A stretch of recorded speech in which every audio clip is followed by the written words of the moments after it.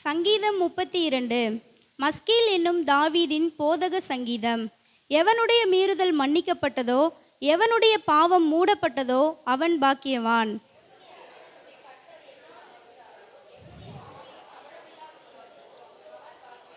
நான் அடக்கி வைத்த மட்டும் நித்தம் என் கதறுதலினாலே என் எலும்புகள் உலர்ந்து போயிற்று.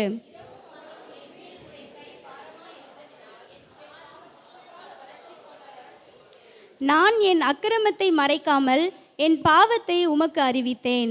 என் மீறுதல்களை கர்த்தருக்கு அறிக்கையிடுவேன் என்றேன். தேவரீர் என் பாவத்தின் தோஷத்தை மன்னித்தீர்.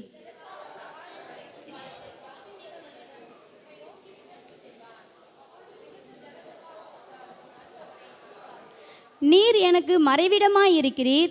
என்னை நீர் இக்கட்டுக்கு விலக்கி காத்து இரட்சண்ய பாடல்கள் என்னை சூழ்ந்து கொள்ளும்படி செய்வீர்.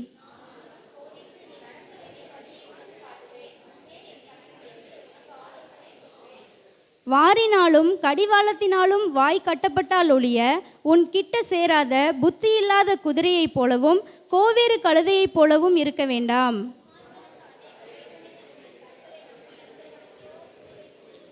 சேர்ந்து வாசிப்போம்.